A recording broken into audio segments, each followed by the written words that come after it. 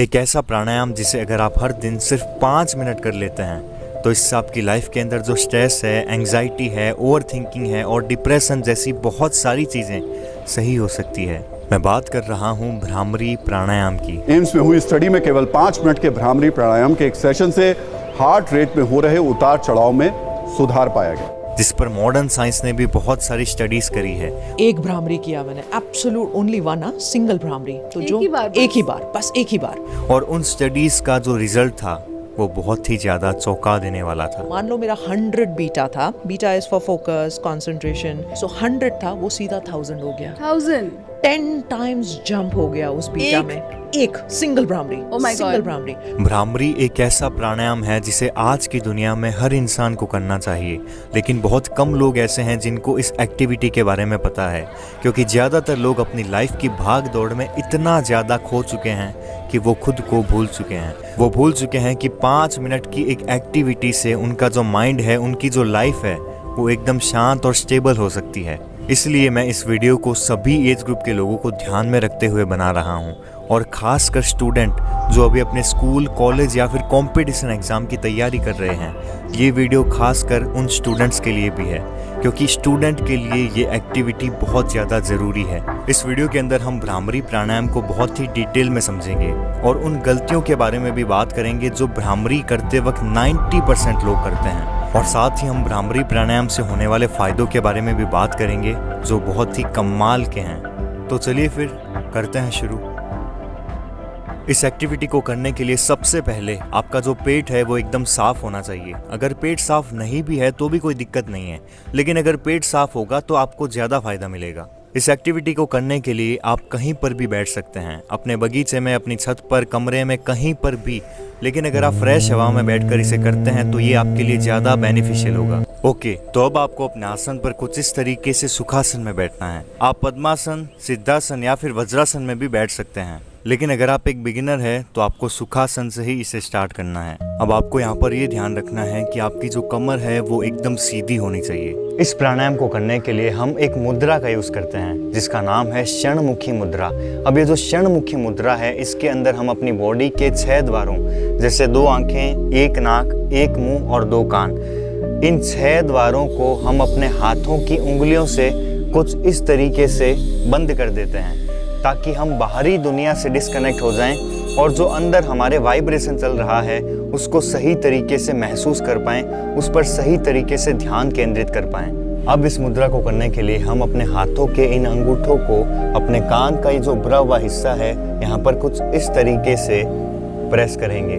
बहुत सारे लोग ये गलती करते हैं कि अपने हाथों के इन अंगूठों को कान के छेद के अंदर यहाँ डाल देते हैं, जिसकी वजह से चोट लग सकती है। तो आप ऐसा बिल्कुल भी मत करना। अब ये जो बची हुई उंगलियां हैं, इनको हम अपने फेस पर कुछ इस तरीके से हल्के हाथों से रखेंगे।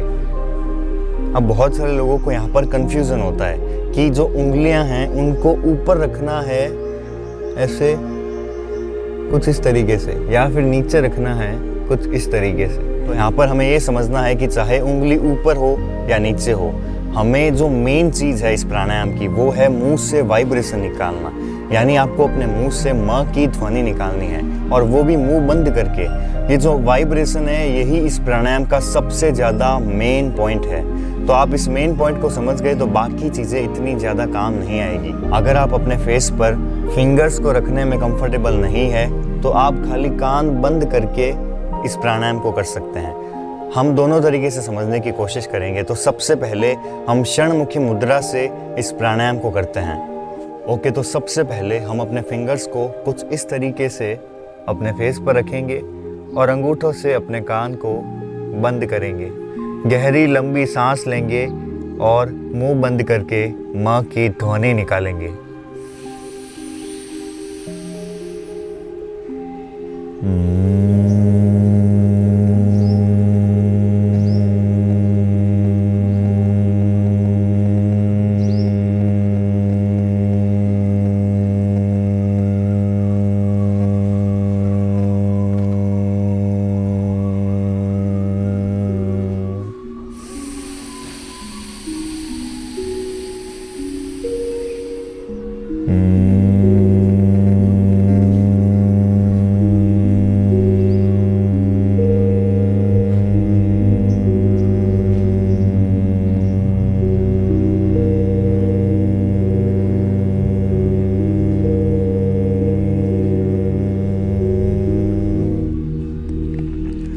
तो कुछ इस तरीके से आपको इस एक्टिविटी को करना है। ओके, तो चलो अब इसे बिना फिंगर के ट्राई करते हैं। तो सबसे पहले हम अपने अंगूठों से अपने कान को बंद करेंगे, अपनी आंखों को बंद करेंगे, मुंह को बंद करके म की ध्वनि निकालेंगे। देखते हैं।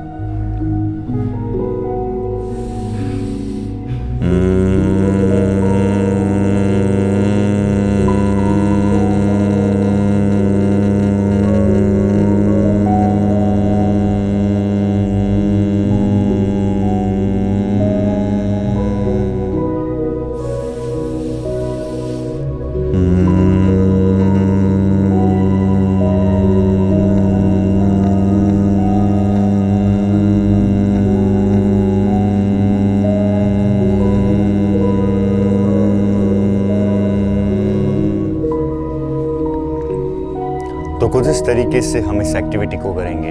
जब आप इस एक्टिविटी को पूरा कर लेते हैं तो आपको अपने दोनों हाथों को कुछ इस तरीके से रगड़ना है जिससे कि आपके हाथ थोड़े गर्म हो जाएंगे, और फिर उन हाथों को कुछ इस तरीके से अपने मुंह पर रखना है, और इसके बाद आपका ये जो प्रोसेस है, आपका ये जो प्राणायाम है, ये कंप्लीट हो जाएगा।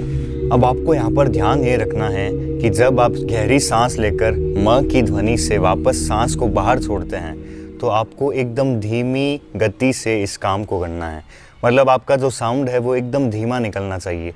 जितना धीमा आपका साउंड होगा, जितनी धीमी आपकी फ्रिक्वेंसी होगी, उतना ज़्यादा वाइब्रेशन आपके फेस पर, आपके ब्रेन के अंदर फील होगा। इसलिए जितना हो सके इस एक्टिविटी को आराम से करना है, ज़्यादा प्रेशर के साथ, ज़्यादा जल्दबाजी के साथ और ज़्यादा तेज़ आवाज़ के साथ इस एक्टिविटी को नहीं करना है। अगर आप हर दिन इस एक्टिविटी को 11 बार, 21 बार, 1 मिनट, 5 मिनट, 10 मिनट, 20 मिनट या फिर आधे घंटे तक करते हैं तो इससे आपको बहुत सारे फ़ायदे मिलेंगे, और ये जो फ़ायदे हैं ये बड़े ही कमाल के हैं। चलिए फ़ायदों को समझने की कोशिश करते हैं। जब हम इस एक्टिविटी को हर दिन करते हैं तो इससे हमारे ब्रेन के अंदर यहाँ पर अंजना चक्र एक्टिवेट होता है। जब अंजना चक्र एक्टिवेट होता है तो इससे हमारे ब्रेन के अंदर एक ग्रंथि एक्टिवेट होती है जिसका नाम है पीनियल ग्लैंड। और पीनियल ग्लैंड जब एक्टिवेट होती है तो ये मेलाटोनिन हार्मोन सही मात्रा में रिलीज़ करती है जो हमारी नींद के लिए जिम्मेदार है।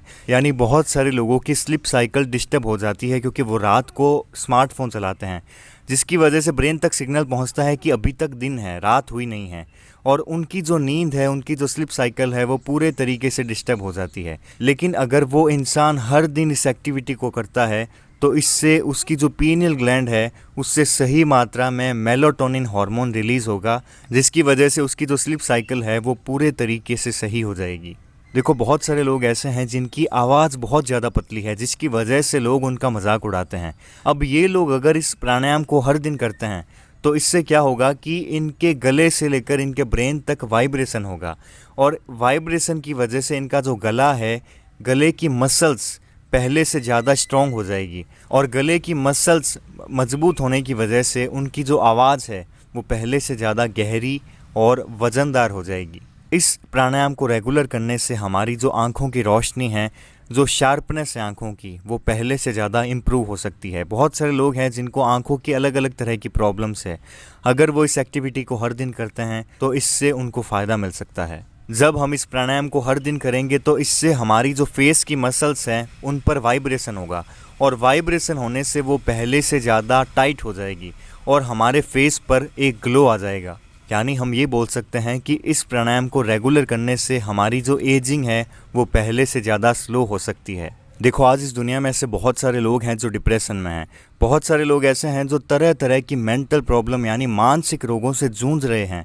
अगर ये लोग इस एक्टिविटी को हर दिन करना शुरू कर देते हैं तो इससे इनका जो ब्रेन है उसके अंदर ब्लड का सर्कुलेशन पहले से ज़्यादा इम्प्रूव हो जाएगा। और इस प्राणायाम का सबसे बड़ा फ़ायदा ये है कि हम बाहरी दुनिया से कुछ समय के लिए डिस्कनेक्ट हो जाते हैं, और हमारे अंदर क्या एक्टिविटी चल रही है, कौन सा वाइब्रेशन हो रहा है, क्या महसूस हो रहा है, हमारा ध्यान वहाँ चला जाता है, जिसकी वजह से कुछ मिनट के लिए हमारे अंदर थॉट आने बंद हो जाते हैं और हमारा जो ध्यान है वो जो इधर उधर भटक रहा था वो कुछ समय के लिए एक जगह पर केंद्रित हो जाता है। मैं उम्मीद करता हूँ कि ये जो प्राणायाम है ये आपकी बहुत ज़्यादा हेल्प करेगा। अगर आपको ये वीडियो पसंद आया है तो इसे ज़्यादा से ज़्यादा लोगों तक शेयर कीजिए ताकि बाकी लोग भी इसका बेनिफिट उठा सके।